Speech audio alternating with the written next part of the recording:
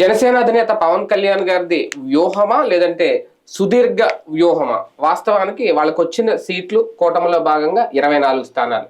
24 స్థానాల్లో 5 సీట్లు ఆల్రెడీ అప్పుడే ఇమీడియట్ గా ప్రకటించేశారు. ఇక మిగిలినవి 19 స్థానాల్లో ఒక 2 చోట్ల ఎలాగా పవన్ కళ్యాణ్ గారు బరిలోకి దిగితే కనుక ఇక మిగిలేవి 17. ఆ 17 స్థానాల్లో ఇప్పుడు కంటికి కనిపించేవి విజయవాడ వెస్ట్ గానీ, లేదంటే తిరుపతి గానీ, రాజమండ్రి రూరల్ గానీ, తాడేపల్లి కూడా ఇలా కొంతమంది అభ్యర్థులు ఆల్రెడీ కనిపిస్తున్నారు. అంటే ఒక 5-6 అభ్యర్థులు కనిపిస్తున్నారు. మహా అయితే ఒక 10 మంది అభ్యర్థులను సెలెక్ట్ చేయాలి. ఆ 10 మంది అభ్యర్థులను సెలెక్ట్ చేయడానికి ఒక తీవ్ర కసరత్తు చేస్తున్నారు. సుదీర్ఘ వ్యూహం. ఇంకా అభ్యర్థుల విషయాల్లో క్లారిటీ రాలేదు. ఎవరికి ఇస్తారు ఏంటి అనేది ఒక పక్కన పోరాటాలు. ప్రధానంగా తిరుపతి విషయంలో కూడా దృష్టి పెడుతున్నారు. నాన్ లోకల్ క్యాండిడేట్ అక్కడ బరిలోకి దించబోతున్నారు అనేది. పవన్ కళ్యాణ్ గారు అక్కడి నుంచి పోటీ చేస్తారని ఒకటి, పిఠాపురం నుంచి చేయట్లేదు, అలాగే భీమవరం నుంచి చేయట్లేదు అనేది కూడా ఒక క్లారిటీ. ఇవాళ రేపట్లో 2వ జాబితా విడుదలవుతుంది అనే ప్రచారమే తప్ప కసరత్తు ఎంతవరకు వచ్చింది ఏంటనేది లేదు. ఏంటి ఈ తాత్సారం? నిజంగా అభ్యర్థులు లేరా, లేదంటే చంద్రబాబు గారి గ్రీన్ సిగ్నల్ కోసం వెయిట్ చేస్తున్నారా అనే అనుమానాలు కూడా లేకపోలేదు. వీటన్నిటి మీద చర్చించే ప్రయత్నం చేద్దాం. సార్, తోటి పార్టీ మొన్నటి వరకు వీళ్ళు కూడా లాస్ట్ టైం అంతా 114 నియోజకవర్గాలు ఎన్నో పోటీ చేసామన్నారు కదా 2019 139 ఎన్నో. అంతమందితో పోటీ చేయించినప్పుడు ఒక 24 సీట్లలో అభ్యర్థులు పెట్టడానికి ఎందుకు సార్ ఇంత లేటు? నాకు అర్థం కాదు అసలు. అప్పుడు కూడా ఇంతే, చివరి దాకానే సాగ తీసుకుని జరిగింది. అప్పుడంటే కొన్ని భారీ కసరత్తు, సింగిల్ గా వెళ్ళారు పాపం. అప్పుడు ఏం కసరత్తు చేశారని అంటే ఎక్కువ స్థానాలు నేను అనేది 24తో పోలిస్తే ఇచ్చారంటే కూడా డౌటే. బయట నుంచి స్వచ్ఛంద సంస్థలు నడిపే వాళ్ళని, సోషల్ మీడియాలో పాపులర్ అయిన వాళ్ళని తీసుకొచ్చి టికెట్లు ఇచ్చేసారు. అక్కడ సరైనటువంటి ఎంపిక ఏం జరగల. ఇప్పుడు ఎవరికి ఇచ్చారని కరెక్ట్ గా చెప్పాలంటే ప్లాన్డ్ గా ఏం లేదు, అలా నడిపేశారంతే. అప్పుడు అప్పుడు ఏది పోటీ అనుకున్నటువంటిది ఓ రకంగా చెప్పాలంటే పోటీ చేస్తున్నామని వాళ్ళకన్నా తెలుసుకోలేదు తెలియదు. అసలు లైమ్ లైట్ లో ఉంది ఆ పార్టీ. అగ్రెసివ్ ఉపన్యాసాలు ఉన్నాయి కానీ గ్రౌండ్ లో నథింగ్ అయిపోయింది ఒక్కసారి. అంటే ఎన్నికల ముందు అయితే అడావుట్ చేశారులేండి. ఎక్కడికక్కడ శిబిరాలు పెట్టి ఒక 4-5 ఒక ప్యానల్ పెట్టి అప్లికేషన్ అందరిని రండి ఇంటర్వ్యూలు పెట్టి అయితే చేశారు. మొదటిసారి జరగల, 19 ముందు జరగల. అవన్నీ 2014 తర్వాత జరిగినటువంటి అవన్నీ 19 కూడా జరిగిందండి. 19కి ఎలక్షన్స్ కి వచ్చేటప్పటికి ఏం చేయలే. ఎలక్షన్స్ అప్పుడు ఏం చేయలేదు. అదంతా అంతకు ముందు ఎగ్జామ్స్ పెట్టడాలు పార్టీలో ఎగ్జామ్స్ అయ్యి ఓకే కానీ అంటే ఈ ప్యానల్ పెట్టి ఒక 5గురిని 19 ముందు కూడా చేశారు. ఎందుకంటే భీమవరంలో ఒక రిక్షా కార్మికుడు వచ్చారు, ఒక అడ్వకేట్ LLB చదివిన వ్యక్తి వచ్చారు. ఎందుకంటే వాళ్ళని నేను అప్పుడు కలిసాను, ఇంటర్వ్యూ చేశాను. ఎందుకంటే నాకు బాగా సినిమా అది కొన్ని చోట్ల పెట్టుంటారు, అన్ని చోట్ల లేదు. ఒక 5గురితో కూడిన కమిటీ చేశారు. ఆ పేర్లు కూడా ఉన్నాయి ఎవరెవరు, ఒక 5గురితో పెట్టి చేశారు. చివరికి ఏమైంది, ఆ ఫార్ములానే లేదని చెప్పేశారు కదా. అవును, మరి ఏమైందో తెలియదు. వాళ్ళకి టికెట్ వచ్చినది కూడా తెలియదు, ఎవరికి ఇవ్వలేదు. బేసిక్ సమస్య ఏంటంటే కంప్లీట్ ఒక పార్టీ సిద్ధాంతాలు, సాధారణంగా పార్టీ సైద్ధాంతికంగా ఎదురయ్యేటటువంటి సవాళ్ళని బట్టి 1-2 మార్పు చేర్పులు ఉండటం అనేటువంటి సహజం. రాజ్యాంగం అనేటువంటిది రాసుకుంటాం, రాజ్యాంగంలో చిన్నపాటి సవరణ చేస్తాం, రాజ్యాంగాన్ని మార్చం. రాజ్యాంగ మౌలిక స్వరూపం మార్చకూడదు అన్నటువంటిది మనకున్నటువంటి నిబంధన. అందుకోసమని సుప్రీంకోర్టు ఎప్పుడు కూడా రాజ్యాంగ మౌలిక సూత్రానికి లోబడి మాత్రమే జరగాలంటుంది. అంతే కదా. అధికరణాలు మార్చం మనం. అధికరణాలలో ఉన్నటువంటి అంశాలకి యాడింగ్ తీయడము, సవరణలు చేస్తాం. ఇక్కడ అసలు విధానమే మారిపోయింది. అంటే వీళ్ళ రాజ్యాంగమే మారిపోయింది. జనసేన రాజ్యాంగం ఏంటి? 0 బడ్జెట్ పాలిటిక్స్. ఇప్పుడు అది అనవసరం అని చెప్పేశారు. అనవసరం అని చెప్పేశారు. డబ్బు నేను ఎప్పుడు చెప్పాను అన్నారు కదా. నేను ఎప్పుడు చెప్పాను 50 ఖర్చు పెట్టకపోతే ఎట్లాగా, 10 కోట్లన్నా ఖర్చు పెట్టకపోతే ఎట్లా అన్నారు. అంటే వాళ్ళ పార్టీ మౌలిక రాజ్యాంగం మార్చేసినారు. అలాగే ఆమ్ ఆద్మీ తర్వాత ఇక్కడ సామాన్యుడి పార్టీ రబ్బరు చెప్పులు వేసుకున్న వాళ్ళని అధికారంలోకి తీసుకొస్తానన్నారు. ఇప్పుడు ఆ మాటకే చెప్పు కొట్టారు. ఇప్పుడు ఫార్ములా ఏంటి? ధనవంతుడై ఉండాలి, ఏ పార్టీ వాడైనా పర్లేదు, ఇది. అలాగే నన్ను నమ్ముకున్నటువంటి వాళ్ళని చూసుకుంటా. ఇప్పుడు నమ్ముతూనే ఉండండి. బయటవాడు వస్తాడు, పదవి తీసుకుంటాడు, నమ్ముతూనే ఉండండి. ఇంకొకటి మార్పు అంటే ఏంటో చూపెడతాం. కమ్మారెడ్డి నేనా, ఆల్టర్నేటివ్. ఇప్పుడు ఆల్టర్నేటివ్ కష్టం కాబట్టి దాని మౌలిక స్వరూపం మొత్తం మారిపోయింది. ఇంకా ఇప్పుడు వాస్తవంగా చెప్పాలంటే పార్టీ పెట్టినప్పుడు పుట్టిన ఆశయాలన్నీ మారిపోయాయి. అవును. ఇప్పుడు ఆశయం ఏంటంటే మనం అసెంబ్లీలోకి అడుగు పెట్టాలా, అది మంత్రి పదవులు తీసుకోవాలి, తద్వారా రాజ్యాధికారంలో షేర్ చేసుకోవాలి, దీర్ఘకాలికంలో మనం దృష్టి పెట్టుకోవాలి. ఇదివరకు దీర్ఘకాలిక అభివృద్ధి చేస్తానంటే 25 ఏళ్ళు నాతో ఉండమన్నారు కానీ 25 ఏళ్ళు మనం అధికారంలోకి రామని చెప్పాలి. ఇక్కడ పాయింట్ ఇది. ఇప్పుడు ఆయన వ్యూహం ఏంటి అంటే ఫస్ట్ ఇప్పుడు అడుగు పెట్టారు, 24 తీసుకుని రేపు ఆయన కూడా అసెంబ్లీలోకి అడుగు పెడతారు. ఒక దాన్ని ఏమంటారు శాసనసభ పక్షం ఏర్పడుతుంది. అట్లాగే తెలుగుదేశం పార్టీతో కలిపి అధికారాన్ని పంచుకుంటారు కాబట్టి కొన్ని మంత్రి పదవులు కొన్ని పదవులు వస్తాయి. తద్వారా మన వాళ్ళు డబ్బులు సంపాదించుకోగలుగుతారు. అంటే అది అవినీతి చేయొద్దని చెప్పట్లేదు. ఇప్పుడు ఎట్లాగూ తప్పే ఉందనే కాన్సెప్టే కదా. డబ్బులు ఖర్చు పెట్టాలంటే ఎందుకు ఖర్చు పెడతాడు? ఎవడన్నా సంపాదించి బేవర్సకు ఖర్చు పెడతాడు, పొద్దున సంపాదించుకోవడానికి ఖర్చు పెడతాడు. ఆ రూట్ లో సంపాదించుకోవడానికి కూడా అభ్యంతరం లేదు. ఆ విధంగా కొంచెం వెల్ సెటిల్డ్ అయ్యి అట్లాగే ఇప్పుడు ఒక 24 మంది అయితే ఆ తర్వాత వచ్చే ట్రిప్ ఇంకొక 20 మంది అట్లాగైతే అట్లా డబ్బు ఉన్నటువంటి వాళ్ళుగా తయారైతే అప్పుడు ఒక 25 ఏళ్ల తర్వాత మనం అప్పుడు రాజ్యాధికారం కోరదాం. అంటే ఇప్పటికి 10 ఏళ్ళు అయిపోయింది, ఇంకో 15 ఏళ్ల తర్వాత రాజ్యాధికారం కోరదాం. ఇట్లా ఏడాదికి ఒక 20-25 దగ్గర తీసుకుంటే 100 మంది రెడీ అయిపోయాక అప్పుడు రాజ్యాధికారం కోరదాం అనేటువంటి రూట్ లో ఉన్నట్టుంది. అదే వ్యూహం, దీర్ఘకాలిక వ్యూహం. 3 టర్మ్స్ అయితే ఆయనే చెప్పాడు 2 టర్మ్స్ తెలుగుదేశం పార్టీతో పొత్తు. ఆయన నోడితే ఆయనే చెప్పారు కదా. ఆ తర్వాత అప్పటికి 2 టర్మ్స్ అయిపోయాక వెల్ సెటిల్డ్ అయితే 3వ టర్మ్ లోనే ముఖ్యమంత్రి పదవి, లేదంటే ఆ తర్వాత ముఖ్యమంత్రి పదవి. అది అభ్యర్థులను ప్రకటించడంలో ఓకే మీరు అన్నట్టు దీర్ఘకాలిక వ్యూహం ఉందేమో, పెద్ద కసరత్తు ఉందేమో తెలియదు. కానీ ఇప్పటికిప్పుడు చూసుకుంటే కనుక చంద్రబాబు నాయుడు గారు గ్రీన్ సిగ్నల్ కోసం ఏమైనా వెయిట్ చేస్తున్నారు. ఎందుకు ఈ మాట అంటున్నానంటే మొన్నటి వరకు భీమవరం నుంచి పోటీ చేస్తారు పవన్ కళ్యాణ్ గారు అని అనుకున్నారు. తర్వాత ఏదో పిఠాపురం అన్నారు, మళ్ళీ ఇప్పుడు తిరుపతి అంటున్నారు. అది పక్కన పెట్టేస్తే భీమవరం నుంచి టీడీపీ అభ్యర్థిగా ఉన్న రామాంజనేయులు ఇప్పుడు జనసేన అభ్యర్థిగా అంటే జనసేన పార్టీలో చేర్చుకుని రేపు ఎల్లుండో చేరతారంట. జనసేన నుంచి సీట్ ఇవ్వబోతున్నామని. అప్పుడు అది జనసేన కోటాల అభ్యర్థి అవుతారా, టీడీపీ అభ్యర్థికి జనసేన సీట్ ఇచ్చినట్టు అవుతుందా? అలాంటి వ్యూహాలు ఏమన్నా ఈ మిగిలిన ఈ 10-17 స్థానాలు జరుగుతాయా? 17లో నాకు తెలిసి 5 నుంచి 7 అయ్యే జరుగుతాయి. అలాగే ఉంటాయి. 5 నుంచి 7 బయట నుంచి వచ్చిన వాళ్ళు అంటే తెలుగుదేశం నుండి వచ్చిన వాళ్ళు అవుతారు, లేదా డబ్బున్న వాళ్ళు అవుతారు. అంటే కొత్తగా ఇప్పుడు బాలశౌరి అట్లాగే వైసీపీ నుంచి వచ్చిన వాళ్ళు తెలుగుదేశం నుంచి వచ్చిన వాళ్ళు కలిపి 10-12 మంది వాళ్ళే అవుతారు. వంశీకృష్ణ యాదవ్, కొనతాల రామకృష్ణ వీళ్ళ పార్టీ వాళ్ళు కాదు కదా, కొనతాలకి ఇచ్చేసారు, వంశీకృష్ణ యాదవ్కి ఇస్తారు. ఇప్పుడు రేపు పొద్దున ఇట్లాగే ఈ 10లో ఇప్పుడు 10 ప్రకటిస్తే అందులో 4 పార్టీ నమ్ముకున్న వాళ్ళు ఉండొచ్చు. అందులో మళ్ళీ నమ్ముకున్న వాళ్ళు కూడా మోసపోడు. దుర్గేష్ని తీసుకెళ్లి నిడదవలిస్తే ఏముంటుంది ఉపయోగం? ఆయన ఇన్నేళ్ళు కష్టపడింది రాజమండ్రి అయితే అక్కడ తీసి బేసిక్ గా ఏంటంటే తెలుగుదేశం కోసం, తెలుగుదేశం వల్ల, తెలుగుదేశం చేత నడబడుతున్నారు ఆయన. అట్లా వాళ్ళని నమ్ముకుని ఉంటే వాళ్ళు మనల్ని నమ్ముకున్నారు. మన వాళ్ళు నన్ను నమ్ముకున్న కులప ఓట్లు, నన్ను నమ్ముకున్న యువత ఓట్లు. ఎందుకంటే తెలుగుదేశానికి యువత అనేవాళ్ళు దూరం అయి చాలా కాలం అయిపోయింది. తెలుగు యువత అనేటువంటి పేరుకుంది కానీ గట్టి సీన్ ఏం లేదు. వైసీపీకి మంచి యూత్ ఫాలోయింగ్ ఉంది. తర్వాత పవన్ కళ్యాణ్కి వ్యక్తిగతంగా యూత్ ఫాలోయింగ్ ఉంది అభిమానుల రూపంలో. ఆ యూత్ ని తీసుకొచ్చి తెలుగుదేశానికి గిఫ్ట్ గా ఇస్తున్నారు. ఎట్లాగా అంటే ఎమోషనల్ గా జగన్ దుర్మార్గుడు, నన్ను వేడిపిస్తున్నాడు, నన్ను పెళ్ళాలంటున్నాడు, ఈయన జగన్ అయితే చాలా తిట్టచ్చు. జగన్ ఏదన్నా తిట్టగానే ఎదుగుదిగుగా చూసారా నన్ను అవమానిస్తున్నాడు, నన్ను చేస్తున్నాడు. అంటే మీరందరూ నన్ను అభిమానించారు కాబట్టి, నన్ను ద్వేషించింది జగన్ కాబట్టి నన్ను ద్వేషిస్తున్నాడు మీరు కూడా ద్వేషించాల్సిందే కదా. ఇదివరకు కనుక Balakrishna fans, Chiranjeevi fans, Krishna fans, Chiranjeevi fans ఇట్లా ఘర్షణలు ఉండే. అప్పుడు వాళ్ళు అసలు ఆ అవతల హీరో అభిమానులు కూడా వీళ్ళు ద్వేషిస్తుండేవాడు. హీరోని ద్వేషించేవాళ్ళు, హీరో అభిమానుల్ని ద్వేషించేవాడు. ఆ వయసులో ఉండేటువంటి ఆ దుందుడుకు స్వభావంతో ఉండే యూత్ ని వాళ్ళకి అసలు వాస్తవంగా జగన్తో ఏ గొడవ లేదు, వైసీపీతో ఏ శత్రుత్వం లేదు. వాళ్ళ ఇంట్లో అందరూ కూడా పథకాలు తీసుకుంటూనే ఉంటారు. ఇవాళ ఉన్న జనసేనలో ఉన్న వాళ్ళలో 100కి 90 మంది జగన్ పథకాలు తీసుకునేవాళ్ళు వాళ్ళ ఇళ్లలో. ఎందుకంటే వాళ్ళు పేద యూత్. రిక్షా తోలేది, ఆటో తోలేటువంటి వ్యక్తికి జగన్ 10,000 వేయట్లేదా? లేకపోతే ఇంకోటి అవి తీసుకుంటున్నోడు కూడా ఒక అసంతృప్తిని క్రియేట్ చేయటం. ఇక్కడ జగన్ దాంట్లో దీంట్లో తినొస్తుండదు, ఆడిచ్చేదంతా ఆఫ్టర్ ఆల్ నీకు ఈ టైప్.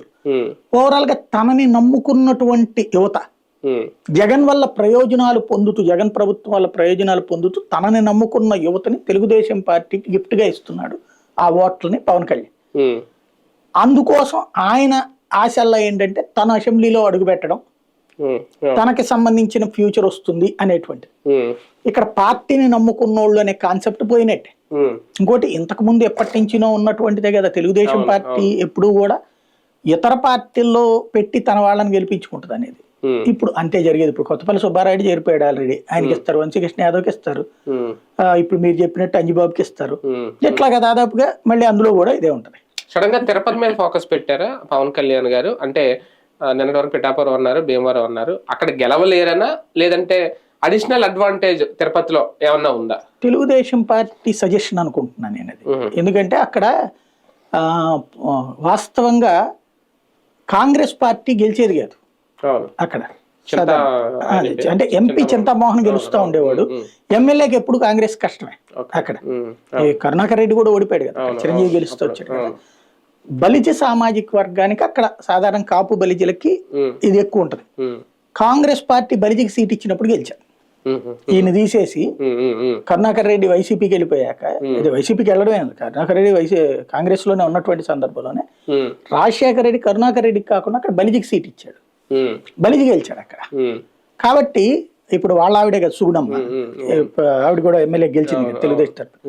బలిజలకి కాస్త ప్రయారిటీ ఎక్కువ ఉంది. రెడ్డిలదేమో ఫైనాన్షియల్లీ ఫిజికల్లీ డామినేటెడ్ అక్కడ. క్యాస్ట్ ఈక్వేషన్స్ పరంగా చూస్తే ఎమోషనల్ గా బలిజలు కాపులకి ఎక్కువ ఓట్ బ్యాంక్. తమ వాళ్ళు వచ్చినప్పుడు ఓటేస్తారు. అందుకే కిరణ్ రాయల్ లాంటి వాళ్ళు అక్కడ ఆశిస్తుంది. కానీ ఇప్పుడు అతను ఎవరో Chittoor MLA YCP MLA Srinivas చేరాడు కదా, అతనికి ఇవ్వచ్చు, లేదా పవన్ కళ్యాణ్ పోటీ చేయొచ్చు.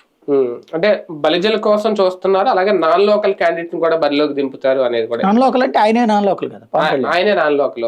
కానీ కిరణ్ రాయల్ అనే వ్యక్తి ఎప్పటి నుంచో ఉన్నాడు, ఆయన చాలా ఇది చేస్తున్నాడు. అక్కడ ఉండగా మళ్ళీ ఇప్పుడు అభ్యర్థుల పరిశీలనలో దరఖాస్తులు ఇవన్నీ ఏంటి వ్యూహం? అంటే బేసిక్ గా అతనికి ఉన్నటువంటి ఇన్వెస్ట్మెంట్. ఇప్పుడు కిరణ్ రాయల్కి ఇప్పుడు అక్కడికి ఎవరుంది, కరుణాకర్ రెడ్డి కొడుకు కనీసం అభినయ్ రెడ్డి ఒక 20-30 కోట్లు కనీసం వాళ్ళు ఖర్చు పెడతారు. ఎంపీ క్యాండిడేట్ ద్వారా ఇంకో 20-30 కోట్లు ఖర్చు పెడతారు. 50 కోట్లు ఖర్చు పెట్టగలిగిన వాళ్ళు, ఆ స్థాయిలో ఖర్చు పెట్టేటటువంటి వాళ్ళు కావాలి. కిరణ్ రాయల్ వచ్చాడు నాలాంటోడే, రోజు పొద్దున్నే షర్ట్ వేసేసుకుని వచ్చేసేసి పని చేసుకుని పోయేవాడు. అయితే గీతే పక్కన ఉన్న ఫ్రెండ్స్ తో ఒకటి భోజనాలకు ఏర్పాటు చేస్తే, ఇంకోటి ఇది ఏర్పాటు చేస్తే మాక్సిమం ఒక 5-10 లక్షలు ఖర్చు పెట్టడం అంటే ఎక్కువ. కిరణ్ రాయల్ జనసేనలో ఇప్పటి వరకు టికెట్లు ఆశించే వాళ్ళు చాలా మంది అలాంటి వాళ్ళే, వెల్ సెటిల్డ్ ఫుల్ ఫైనాన్షియల్ ఉన్న వాళ్ళు అయితే ఎవరు పెద్దగా లేరు. మరి నాకు తెలిసి ఎవరు ఒకళ్ళిద్దరు ఉన్నారేమో. కానీ ఇప్పుడు వాళ్ళందరికీ అన్యాయం జరగట్లేదు. అంటే మీకు మొన్న పవన్ కళ్యాణ్ చెప్పేశాడు కదా, మైండ్ ట్యూన్ చేశారు కదా. అంతేనా? ఒక 50 లక్షల రూపాయలు ఖర్చు పెట్టి భోజనం పెట్టగలమా మనం రోజుకి? ఇప్పుడు అతను అన్నమాట కరెక్ట్. ప్రాక్టికల్ గా ఇవాళ చాలా ఏరియాలో ఎట్లా ఉందంటే, మీకు అభ్యర్థులు ఇంటి దగ్గర భోజనాలు పెట్టాలి రోజు. లేకపోతే కనుక జనాలు ఇంటికి వెళ్ళి భోజనం చేసి రండిరా అన్నాం అనుకోండి, 500 రూపాయలు రోజుకి ఇస్తే మన వెనకాల తిరుగుతారు. ఇంటికి వెళ్ళి భోజనం చేసి రండిరా అంటే రారు. కాబట్టి లేదా వస్తే 2ంటికి వెళ్ళినోడు 4ంటికి వస్తాడు. కాబట్టి అభ్యర్థి ఇంటి దగ్గరే భోజనాలు పెడతారు. ఆ భోజనాల దగ్గరకి కనీసం రోజుకి 1000 మందికి భోజనాలు ఏర్పాటు. 1000 మందికి భోజనం అంటే 1000 ఇంటూ 200 రూపాయలు అవుతుంది కదా. అట్లాగే ఖర్చు పెట్టాల్సిందే. మళ్ళీ మందు పెట్టాలా సాయంత్రానికి, ప్లస్ రోజు డబ్బులు ఇవ్వాలని వెనకాల. ఇంకోటి ఏంటంటే, ఇప్పుడు వీళ్ళ వెనకాల తిరిగేటువంటి వాళ్ళు కూడా యూత్ లో అసలు ఏ డబ్బులు ఇవ్వకుండా కష్టపడదాం అనేటువంటి ఫీలింగ్ ఉన్నోళ్ళు కాదు, పార్టీని నమ్ముకున్నటువంటి వాళ్ళే. వాళ్ళు ఇప్పుడు కాస్త డబ్బులు ఆశిస్తారు. 10 ఏళ్ళ తర్వాత తెలిసి వచ్చింది ఈ విషయం పవన్ కళ్యాణ్ గారికి. ఇప్పుడు ఆశయాలు అనేటువంటి దాన్ని ఆచరణలో తీసుకురావడం అనేటువంటిది ఒక గొప్ప ఆలోచన. భారతీయ జనతా పార్టీ వాడికి ఇవాళ డబ్బులు ఇస్తారని చూడండి. భారతీయ జనతా పార్టీ తెచ్చుకుంటారు. అది వాళ్ళ దగ్గర ఉంది. అంటే మనల్ని నమ్మిన యువతని ఆ వైపుకి తీసుకెళ్లడంలో విఫలమైన నాయకుడు ఆయన. నాయకుడు నిన్ను నమ్మినప్పుడు ఇప్పుడు వాళ్ళు ఎమోషనల్ గా ఓరిచ్చిపోతున్నారు. అరే అబ్బాయిలు, మీరందరూ కష్టపడండి, పని చేయండి, మన రాజ్యం వచ్చినప్పుడు మంచిగా చేస్తాం, అంతేగాని ఓవర్ ఎక్స్పెక్టేషన్స్ పెట్టుకోవద్దు. ఇదిగో ఇట్లాగా బూత్ కమిటీ, ఈ 10 మంది ప్రతి ఇంటికి రోజు వెళ్ళండి, నమస్కారం పెట్టండి, ఓటు అడగండి. ఒక సంస్కారయుతమైనటువంటి బాధ్యతాయుతమైనటువంటి యువతగా తయారు చేసే అద్భుత అవకాశం ఆనాడు వివేకానందుడికి వచ్చింది, సక్సెస్ అయ్యాడు. ఈనాడు ఆంధ్రప్రదేశ్లో పవన్ కళ్యాణ్కి వచ్చింది, ఫెయిల్ అయ్యాడు. వాళ్ళల్లో ఎమోషన్ని రెచ్చగొట్టి జగన్ ద్వేషులుగా మార్చి రెడ్ల ద్వేషులుగా మార్చగలిగాడు కానీ తనుగా ఒక అద్భుతమైనటువంటి యువత కింద వాళ్ళని తీర్చిదిద్దలేకపోయాడు. ఇప్పుడు నా దగ్గరికి నాకు ఫోన్ చేశారనుకోండి ఎవరైనా, మీతో వచ్చి నాకు చాలా మంది ఫోన్లు చేసేవాళ్ళు. ఇప్పుడైతే ఫోన్ ఎత్తట్లేదు కాబట్టి కానీ, ఏంటి మీరు బాగా పనిచేస్తున్నారు సార్, నన్ను కూడా పెట్టుకోండి సార్, నాకు ఏ డబ్బులు అక్కర్లేదు సార్, వచ్చి ఫ్రీగా పనిచేస్తాను సార్ అని చెప్పేసి అంటే నేను చెప్పేవాడిని, అరే నువ్వు ఏంటి, నీకేం కావాలంటే సమాజం గురించి మీరు ఆలోచిస్తున్నా, సమాజం గురించి ఆలోచించే నేను నీ గురించి ఆలోచించనా?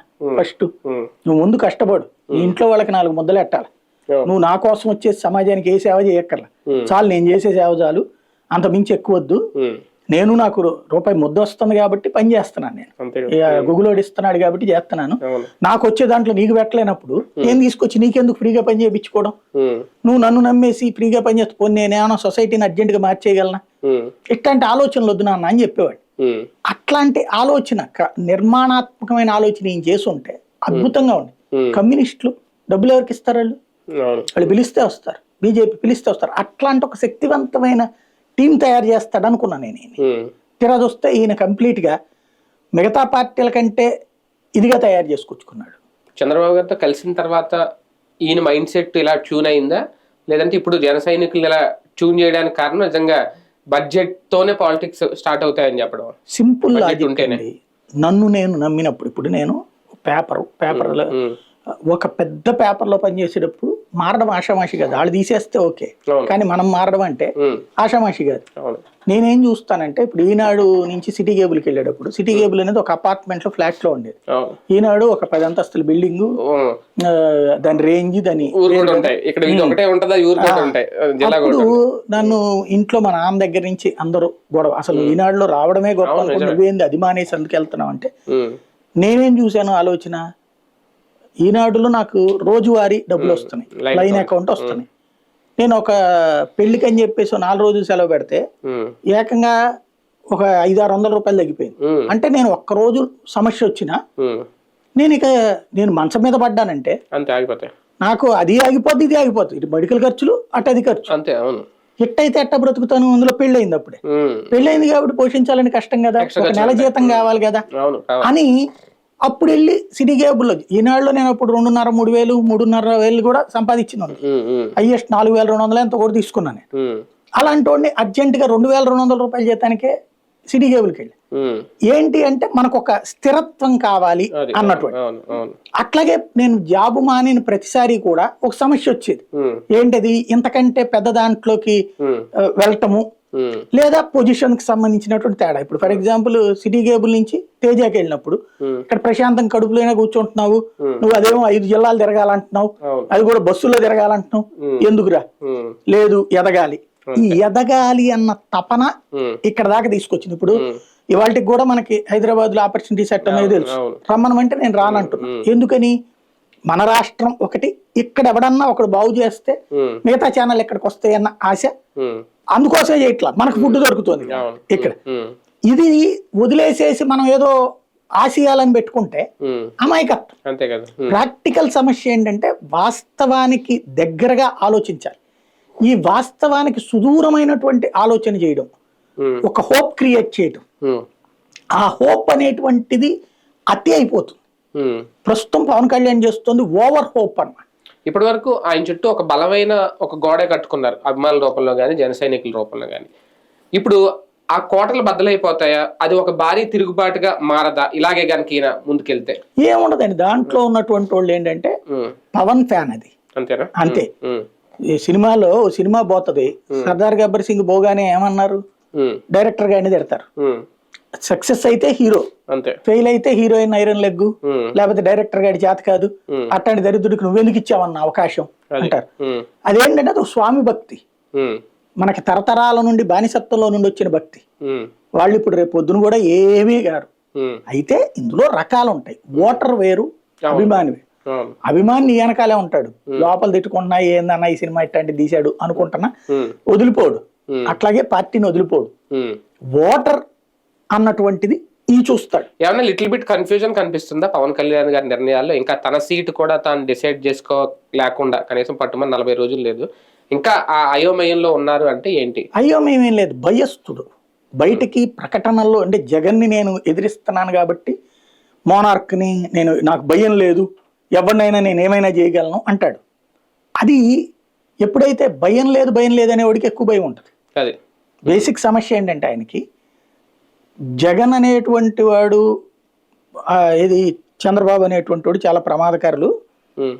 వీళ్ళు అధికారంలో ఉన్నటువంటి టైంలో మనం కనుక బూత్ కమిటీ వేస్తే బూత్ కమిటీలో ఉన్నటువంటి వాడు ఏ చిన్న తప్పు చేస్తే దాన్ని అడ్డుపెట్టి ఆయన జైల్లో పెడితే వాడిని విడిపించలేదని చెప్పి రేపు పొద్దున మనల్ని ఫీల్ అవుతారు. వాడు చేసిన అదో పని మనల్ని ఎత్తినేసుకోవాలి. ఎందుకు వచ్చిందని బూత్ కమిటీలే మండల కమిటీలు పంచాయతీ కమిటీలు ఎందుకే లేదంటే అక్కడ ఎవడో ఒకడు ఏ తప్పు చేస్తాడు వాళ్ళందరినీ విషయంలో మనం బాధ్యత వహించాల్సి వస్తుందని చెప్పి కమిటీలు వేయకుండా 10 ఏళ్ల నుంచి నడుపుతున్నాడు. అది భయమా, పిరికితనమా, లేకపోతే బలమా, లేదంటే బాబు గారి మీద భక్తి?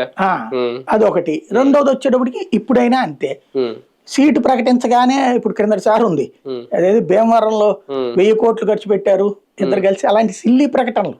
అక్కడ జనాలకు తెలియదే 1000 కోట్లు ఖర్చు పెట్టారా 10,000 కోట్లు ఖర్చు పెట్టారా, ఖచ్చితంగా ఆ అభ్యర్థి డబ్బులు ఇచ్చాడు. ఈవెన్ పవన్ కళ్యాణ్ కూడా డబ్బులు ఇచ్చాడు కదా. అయితే ఆయన ఇవ్వాల, ఆయన తరపున కొంతమంది అప్పుడైతే ఇవ్వలేదని నేను కూడా అనుకున్నా. తర్వాత కొంతమంది ఎన్ఆర్ఐలు వాళ్లే ఖర్చు పెట్టారు అన్నటువంటి విషయం చెప్పుకొచ్చారు. ఓవరాల్ గా అయితే కొంతమంది ఖర్చు పెట్టారు. అయితే వీళ్ళు పెట్టినంత పెట్టలేదు. వాళ్ళు 1000 రూపాయలు ఇస్తే వీళ్ళు 500 రూపాయలు 200 రూపాయలు ఇచ్చారు. అది ఆనలేదు బేసిక్ గా. ఇప్పుడు అట్లాగా పెడతారేమో అంటే ఇప్పుడు ఈయన పోటీ చేస్తాడంటే గనక అక్కడ వైసీపీ వాళ్ళు భారీ ఎత్తున ఏమన్నా పెడతారేమో, అక్కడ కాన్సన్ట్రేట్ చేస్తారు. అది ప్లస్ అక్కడ గట్టి అభ్యర్థిని పెడతారేమో తన ఎత్తిన. తను గట్టోడు, తను గబక్కన గనక డెసిషన్ తీసుకుంటే అది సర్ప్రైజ్ డెసిషన్ లాగా ఉండి అక్కడ అభ్యర్థిని మార్చే పరిస్థితి లేకుండా ఉంచాలి అన్నటువంటి ఉద్దేశం. అంటే మరొకసారి ఓటమిని చవి చూడకూడదని తీసుకునే జాగ్రత్తలో భాగంగానే ఈ ల్యాగ్ అంటే ఈ గ్యాప్ ఎక్కువ అవుతుంది, లేట్ అవుతుంది అభ్యర్థులు పెట్టడం. రైట్, చూద్దాం. ఒకటి లేదంటే 2 రోజుల్లో రెండో జాబితా విడుదల చేయబోతుంది జనసేన అనేది ఒక ప్రచారం అయితే జరుగుతుంది. ఆ కసరత్తు అయితే నడుస్తుందంట. ఇంకా మిగిలింది పట్టుమని 19 స్థానాలు. మరి దీనికోసం ఇంకెన్ని విడతలు ఉంటాయో చూడాలి.